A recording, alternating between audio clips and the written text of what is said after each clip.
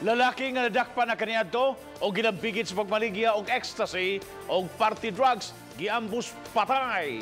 Adunay live update si Nico Sirido. Nico?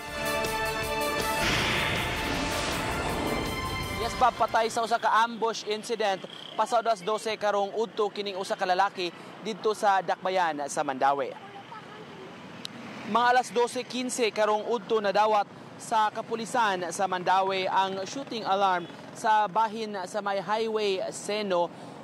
Iskina ni siya ba, padung ni siya sa iskina sa may Dan AS Fortuna sa Dakbayan sa Mandawi. Gibanhigan kining usa ka blue nga auto nga dunay plate number ABN 4011 Luwan ang nagmaneho ni ini nga driver nga patay diha-diha gumikan sa ubay-ubay nga mga igo nga naangkon sa biktima.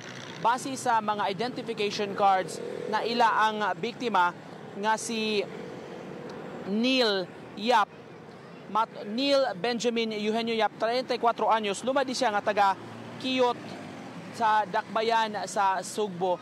Matod ni Police Major Aldrin Villacampa, ang hepe sa Centro Police Station sa Mandawi, mga nakamotor, duha ka tawo nga nakamotorsiklo ang responsable sa pagpamusil. Gikatahong nag-helmet ang mga suspetsado, full-faced helmet ang suot nila ug mitapad kini sa driver's side gayod.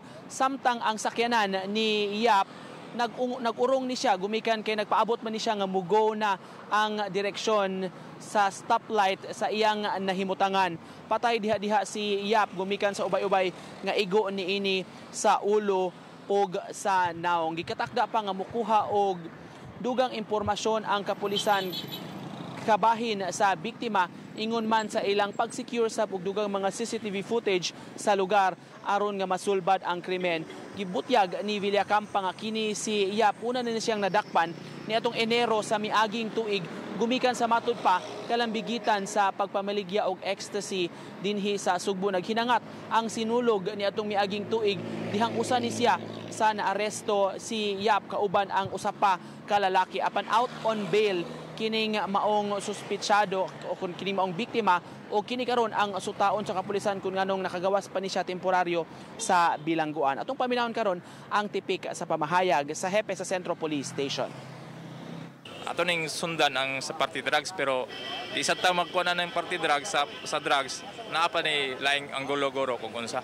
Kay labi na businessman mo po. Oh, businessman, either mga kauban na po nila, no? Ang nakuha.